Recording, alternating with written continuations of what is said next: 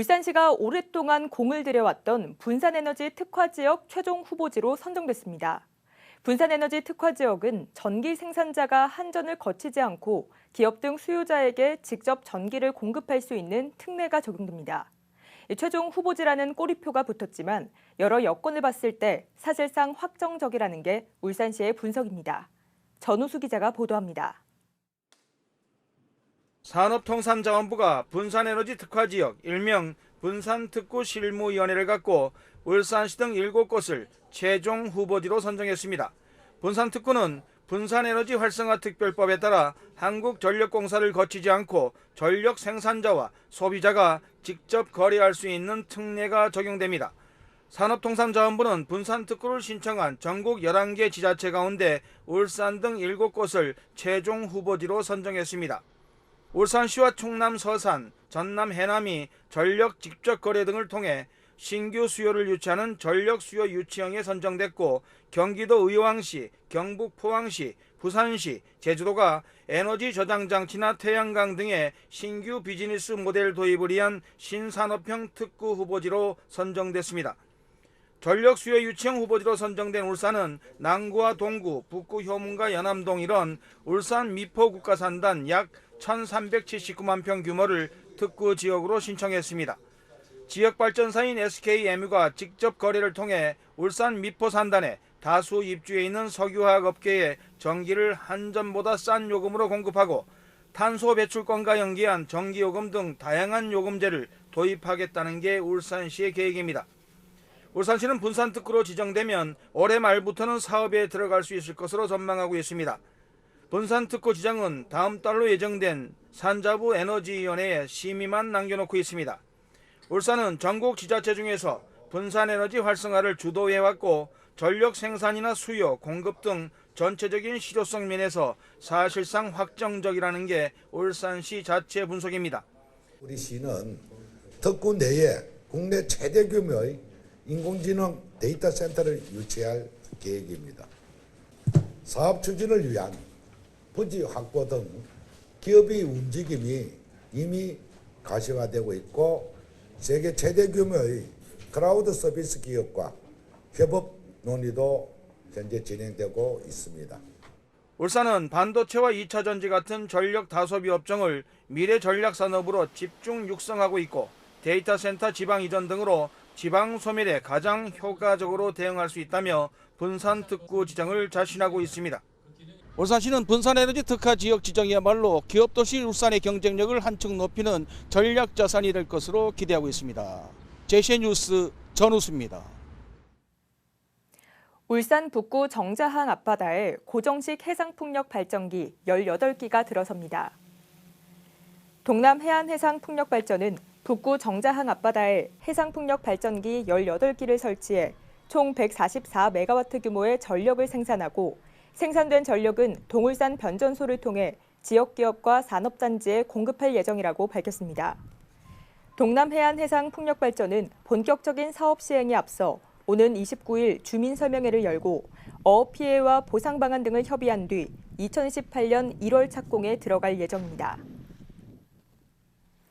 울산시는 어제 오후 울산 창조혁신센터 유스타홀에서 세계적 공연장 건립을 위한 국제 설계 공모 관리를 맡을 용역사 선정 절차에 들어가는 등 세계적 공연장 설계에 대한 본격적인 공모에 나섰습니다.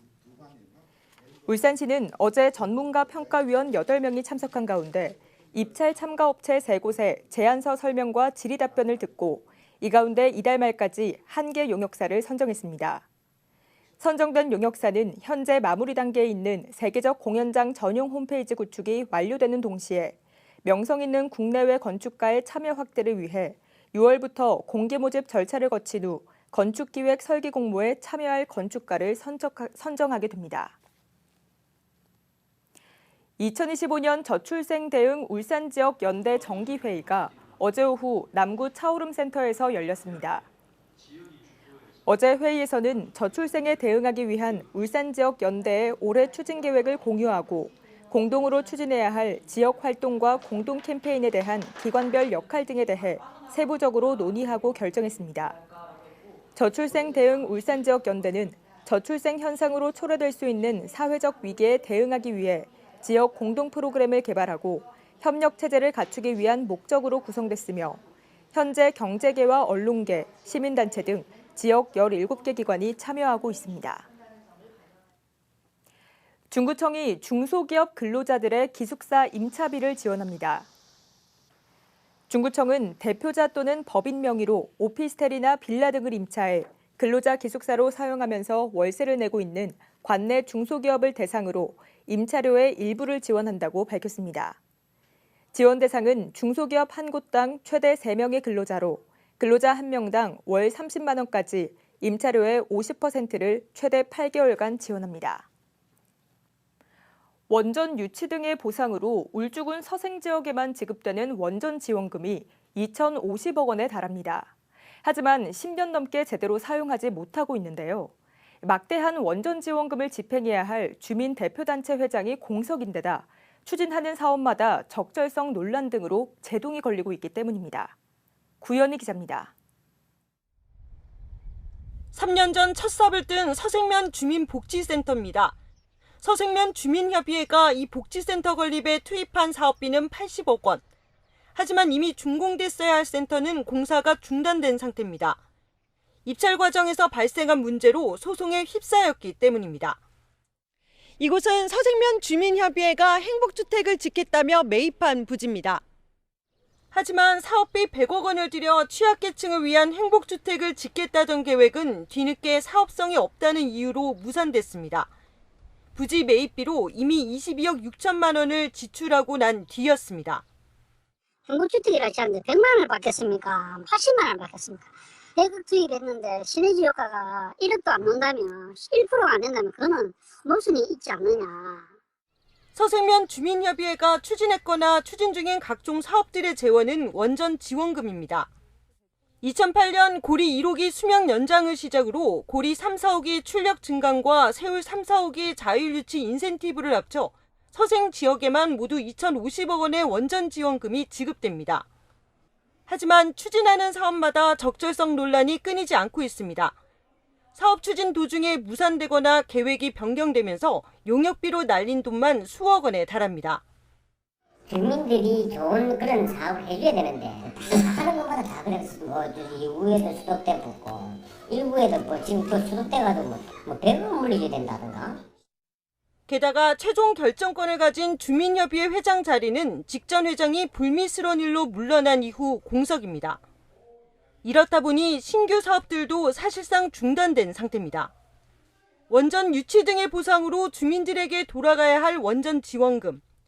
그러나 주민협의회를 둘러싼 논란과 적절치 못한 사업 추진에 지원금이 엉뚱한 곳으로 새면서 정작 주민들은 제대로 된 보상을 받지 못하고 있다는 지적입니다.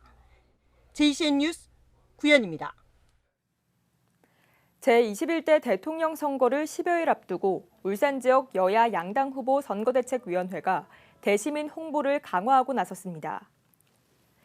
국민의힘 울산선대위는 어제 시당강당에서 박성민 총괄 선대본부장 주재로 선거대책 회의를 갖고 선거운동 현장에서 제기된 다양한 건의와 의견을 수렴하는 한편 오늘 오후 5시 30분 공업탑 로터리에서 대규모 집중 유세를 개최하기로 했습니다. 더불어민주당 울산선대위는 어제 시의회 프레스센터에서 선거운동 중간 점검을 위한 기자회견을 갖고 초심 그대로 유권자의 목소리에 귀 기울이고 끝까지 함께하겠다면서 주권자인 국민의 민심을 이재명 후보 지지로 행사해달라고 호소했습니다. 전교조 울산지부는 어제 성명을 내고 국민의힘이 교사의 개인정보를 유출해 정치적으로 이용하려고 한다며 규탄했습니다. 전교조는 지난 21일 국민의힘 중앙선거대책위원회 명의로 발송된 교육특보 임명장 문자 메시지를 울산 지역 교사들이 수신했다며 해당 교사들은 개인정보 제공을 동의한 적이 없어 개인정보 유출 정황이 분명하다고 주장했습니다. 이어 최근 국민의힘이 전교조 울산지부장의 시국선언 동참을 호소하는 내부 메일 발송엔 정치적 중립을 강요했던 만큼 이는 기만 행위라고 규탄했습니다.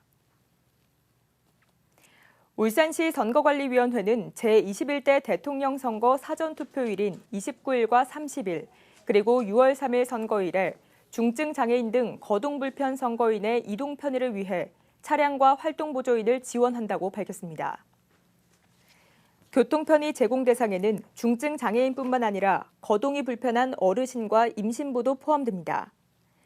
울산시 선관위는 중증 장애인 등 거동이 불편한 선거권자의 사전 신청을 받아 거주지에서 투표소까지 왕복 교통 편의를 제공하고 차량별 1인씩 활동 보조인을 배치해 거동 불편 선거인의 실질적인 참정권을 보장한다는 계획입니다. 유니스트 제10대 이사장에 송재호 경도홀딩스 회장이 재선임됐습니다. 제9대에 이어 두 번째로 이사장직을 맡게 된 송 회장은 지난 20일 서울 엘타워에서 열린 임시이사회를 통해 공식 취임했으며 임기는 오는 2028년 4월까지 3년입니다. 송재호 이사장은 유니스트와 지역사회, 국가가 함께 발전할 수 있도록 방향타 역할로서 최선을 다하겠다고 밝혔습니다. 울산 지역 4개 대학이 지역 산업단지에서 발생하는 고위험 복합재난에 대응하기 위해 공동으로 안전교육 플랫폼을 구축합니다. 울산대와 울산과학대, 춘해보건대와 한국폴리텍 울산 캠퍼스는 울산 라이즈 사업의 일환으로 어제 업무 협약을 맺고 교육과정 운영을 위한 교육 환경과 인력 등을 공유하기로 했습니다. 이번 협약에 따라 각 대학은 복합재난 대응 전문가 양성을 위한 교육과정 공동개발과 운영, 재난안전 인식 개선을 위한 박람회와 세미나 개최 등에 협력할 예정입니다.